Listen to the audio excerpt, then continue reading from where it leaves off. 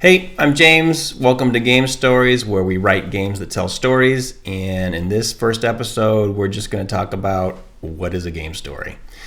I'm going to try to give you my best definition for it, or at least a working definition that we can use as we go through the series to make stuff.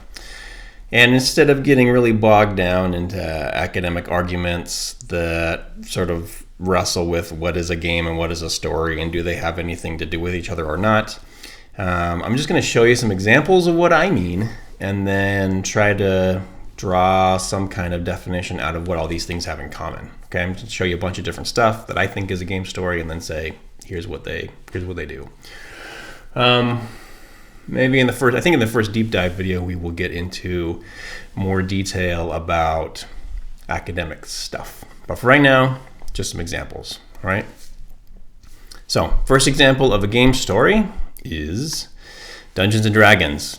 And I guess I kind of don't want to say that it all began with D&D because I'm sure there's earlier examples that we should be looking at, but D&D's a big deal. Dungeons and Dragons comes along and makes a game that's kind of all about story in a way that I don't think anything else ever had. And a lot of the other examples of things that we'll look at later are kind of inspired by D&D and what it did. You can see here, this is the first printing of D&D, or PDF of it, and it calls it Fantastic Medieval Wargame Campaigns Playable with Paper and Pencil and Miniature Figures. So Gary Gygax and Dave Arneson were wargamers. They took little miniatures and staged battles, and then slowly developed a rule set that was less about the battles and more about the individual characters fighting monsters. And then from there, you end up with a game system that might not use miniatures at all, but just might be people sitting around a table telling a story based on the rule set that these guys developed. To see what that looks like here, I did so this is the new D&D website. You can see that the art got a lot better. It's cool dragons and stuff. This is I guess I don't really want to talk about the history, but 1974 is when the first printing came out. This is a video from Critical Role. It's one of the episodes of Critical Role. It's a Geek and Sundry show where people sit around and play Dungeons and Dragons for hours and hours, and you can just watch them play. So if you want an idea of what role-playing games are like, or at least what traditional tabletop role-playing games are like Dungeons and Dragons, this is a good place to look. I'll put a link to this somewhere, either in the syllabus or in the show notes here. And I know I don't have the sound on, but you can kind of get a sense of what's happening. There's sort of 6 people. I'm cutting somebody off here. I don't know that I can fit everybody in. Boop. There's 6 people sitting around here. They are the characters, the players of the game, and they all have individual characters that are elves or dwarves or wizards or fighters or something.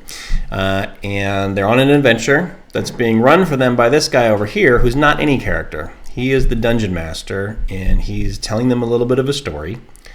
Gives them some sort of scenario that they're in, like you're in a cave and there's a dragon, or you're outside and there's a battle going on in the fields below you, the hills that you're in, or whatever. He gives some kind of scenario, and then the players kind of collaborate with each other and decide what they're going to do in response. So they make some kind of plan. They tell the dungeon master, this guy up here, what they want to do, and then he comes back to them and says what happens as a result. Sometimes they want to do something that's hard or challenging, or that the dungeon master kind of isn't sure he knows he wants them to do, in which case he'll say, he'll have them roll some dice, and they'll compare those dice to various stats based on the game's rules. I won't get into the weeds of it all. But if they succeed with the dice, then he'll tell them the success story of what happened, and if they fail with the dice, then he'll tell them what went wrong and how they weren't able to do the thing they wanted to do. And there's a lot more to the in depth to the rules, but that's basically the gist of it. You sit around a table, telling a story with each other. There's one person kind of involved that controls the world and the monsters or whatever else is in the world of the role-playing game. And then there's players who sit around and get to control how an individual character responds to and walks around that world. Okay, let's stop this. As example number 1 is Dungeons and Dragons, a role-playing game. So one thing that I mean when I say story games is D&D and other role-playing games, and there's many more, some of which I hope we'll look at some point. But what else do I mean? I also mean, I've got all these tabs open here, I'm just looking at them. Board games like Tales of the Arabian Nights, which has a system that basically just tells you a story. You have your pawns, you can see these pawns on the board, and there's some dice and chips and stuff. Down here in the corner you see there's some cards. And on a player's turn in this game, they'll roll some dice, they'll move around their pawn around the board, they'll flip some cards over, the cards will describe some kind of encounter or problem that they face. Someone will consult a rule book to give the player some options, saying, you encounter an old man in a market who wants to sell you something. You can do X, Y, or Z. And based on the player's decision, they then look up the number of that decision, and then it corresponds to a passage in this book of Tales. And then they'll read the corresponding passage, which might have some kind of skill test or random result that forwards the story of their individual character. And that's there's a lot of more details here, but that's basically it. You move around, you encounter stuff, you make decisions, somebody reads to you what happens. And it's a bit random, but your job as a player is to try to control things so that you get the best fate possible given the randomness of the game and the weird things that happen. That's not the only board game that tells a story. It's just a good example of an early one. There are many others, but that is another thing that I mean when I say game stories. I mean role-playing games like D&D. I mean board games that are narrative-rich, like Tales of the Arabian Nights. I also mean video games, and there's a lot of video games that tell stories. But I'll show you one right now. Let's just close all that. We'll get to LARPs later. Let's look at Gone Home. Gone Home is a game that some people have called a walking simulator because basically all you do in it is walk around. Other people, scholars, have called it, I think, empathy simulator or empathy test or something, because in their minds what you're doing is trying to put yourself inside the life experience of the character that is walking around. I'll show you what they mean by that. I'll show you how this works. It's a first-person game, so you are in the space of this character. You've just come home after travel, and if you look close, you can see your name's Caitlin. You're in Portland, and the year is 1995. As you're looking around the porch of your home, you go to the door, and when you first play, the door is locked, but I've unlocked it, which kind of forces you to look at this note here, which is to you, Katie. It says, "I'm sorry I can't be there to see you, but it's impossible. Please don't go digging around trying to find out where I am. I don't want anyone," notice Mom and Dad is crossed out. It says, "anyone to know. We'll see each other again someday, blah, blah, blah. I love you, Sam." So the game begins really interestingly, I think.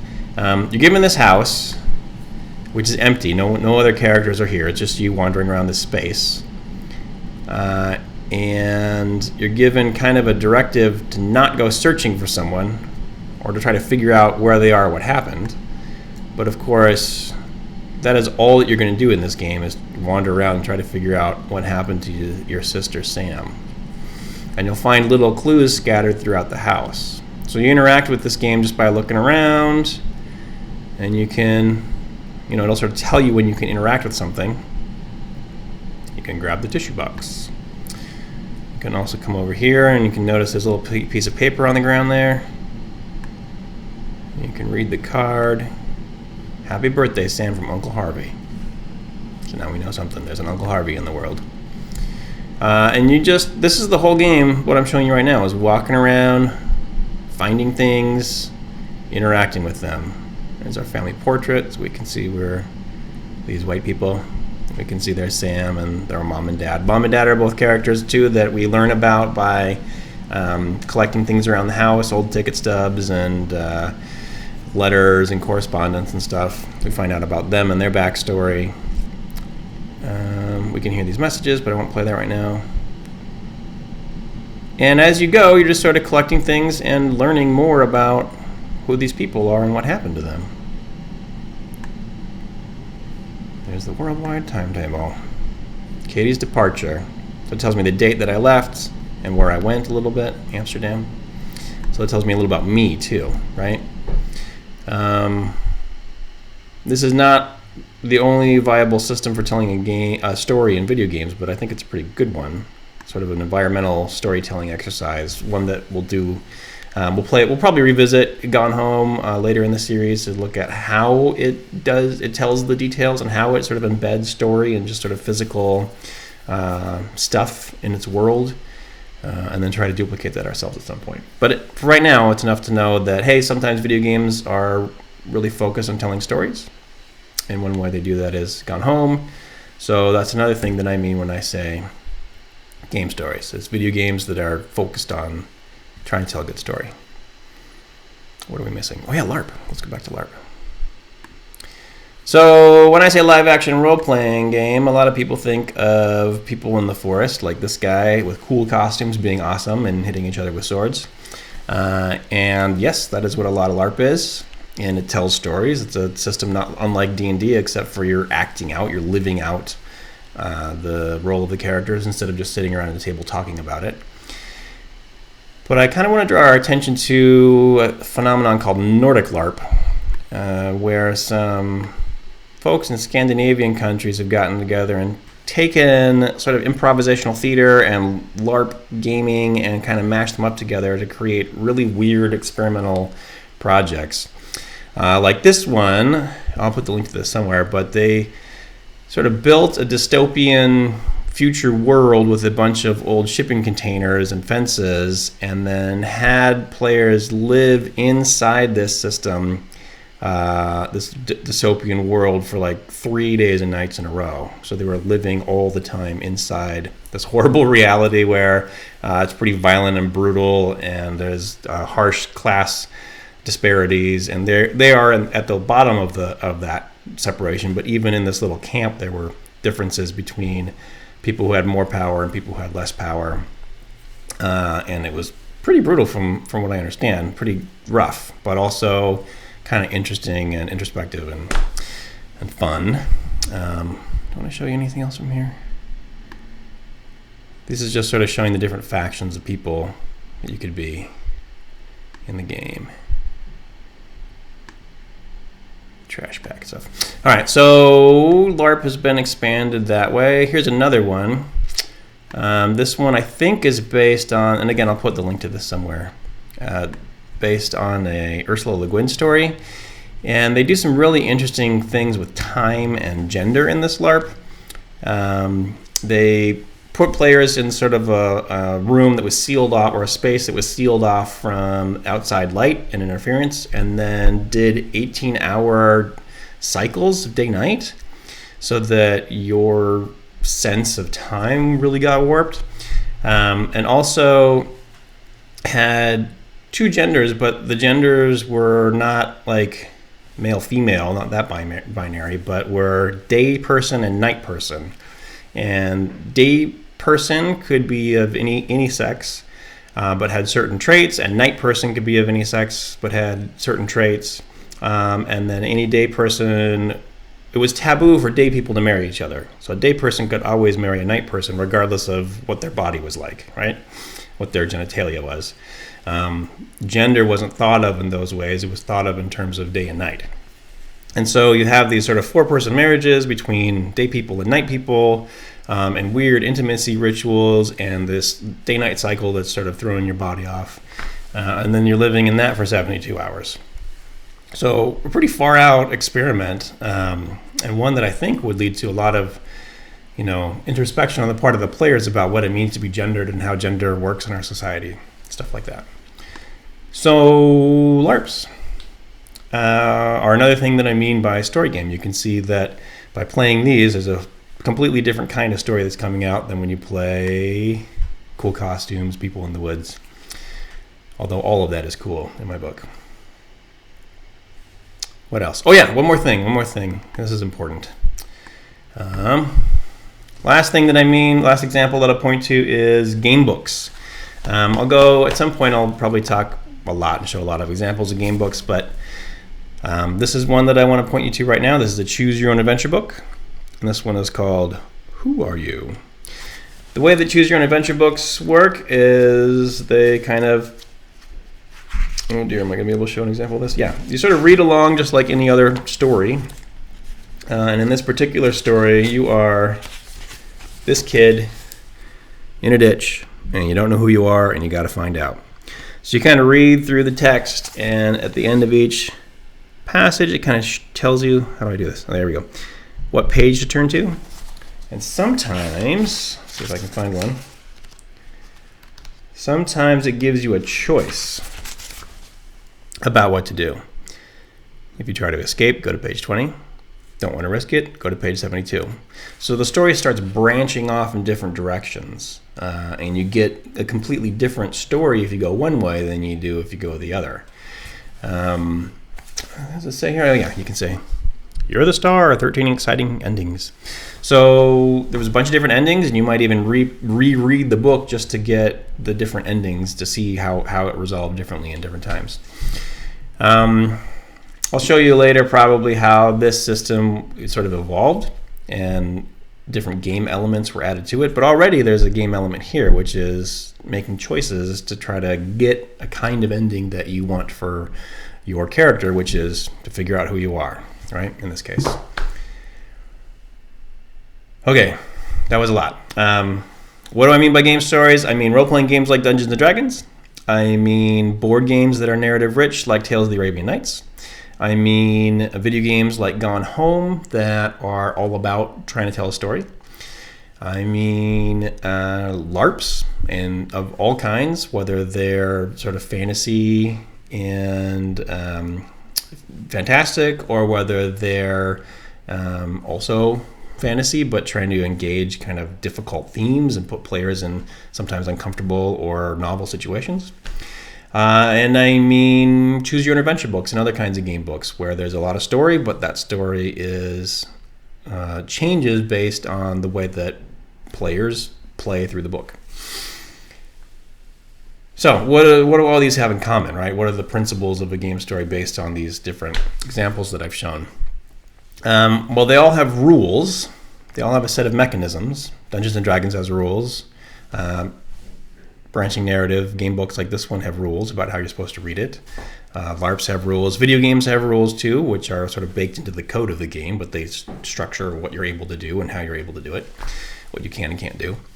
And when players interact with those rules or mechanisms, then what happens is a story happens. A story comes out. It's sort of a narrative experience, and then afterwards you can say, oh, the story of that game was this, this, and this. And if you play it again, you may have a different kind of story come out. It might be kind of the same with some variations, or it might be wildly different. Every time you sit down to play Dungeons & Dragons, you may have a completely different kind of story, right?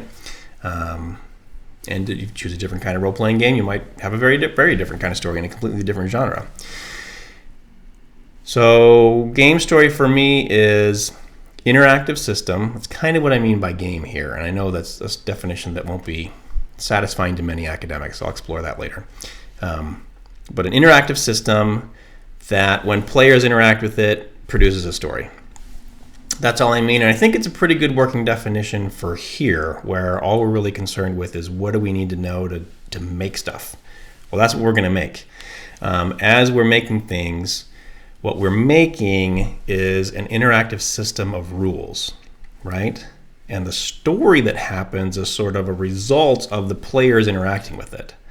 We can do a lot to shape the kinds of stories that come out, but ultimately it's the players' interaction that's making the story happen. So, earlier in the welcome video, I said that it's sort of a challenge to write something when players are interacting, and this is kind of what I mean. It's not even like a play or a movie script where you're writing down what everybody does, because in those cases you kind of have control over what everybody does. In this case, you're providing a possibility space for action, and out of that possibility space, players are going to make a lot of choices and do all kinds of different things, and you're just sort of trying to make sure that experience is meaningful and coherent each time. So we are designers of interactive systems, and those interactive systems produce narratives when players play them. That's the very wordy version of game story. Do I need to tell you anything else? Don't. No. Okay. My notes say that that's the end of the episode. So for this episode, it was just wanted to show you some examples in case you really weren't sure what a game story is or what I meant. I mean these things. In the next episode, we're gonna start making this stuff, branching narratives with Twine, and I will start by talking about what is a branching narrative. In other words, by comparing it to linear narratives, non-linear narratives, and then branching narratives, because all three of those things are different in ways, that are important to know. We will be using the Twine platform quite a lot, and I know I've showed a bunch of different examples here, and we could be writing all kinds of things, all of these things. We're going to stick with Twine for now, but just know as we do so that the principles we're learning and implementing in Twine could be applied to any of the genres we just looked at. You can learn things in Twine that you can use in a LARP. We can learn things in Twine that you can use in a more like a 3D first-person video game. So just keep that in mind, that there's other ways of expressing these same principles. And at some point, we will probably move beyond Twine into something else, like tabletop role-playing games or something. Because a computer or a book can only be so responsive to player agency, players' desire to make choices. A book like this or a video game structures kind of a very narrow set of choices for players, and then gives a certain fixed set of outputs based on their choices. But in something like Dungeons and Dragons or any other role-playing game, players a lot of times can just sort of say whatever they want to do, and then the game master is there to sort of referee that, to say, well, within the reality of this world, here's how we're going to set that action up, and here's how we're going to test for success for that action. So there's a lot more freedom of expression on the player's part in a system like that than there is in a game book or a video game. So at some point, as we're sort of moving from less player agency to more, we may get beyond what we can do with a computer. I don't know when that'll happen or if it'll happen. But for now, doing stuff in Twine, but keeping in mind I can apply this to other genres of game story. Okay? All right, that's it for now. Thanks for watching. Questions, put them in the comments, or if you're in my class, come see me, or ask me in class, or email me. And I'm looking forward to seeing what you do. Thanks.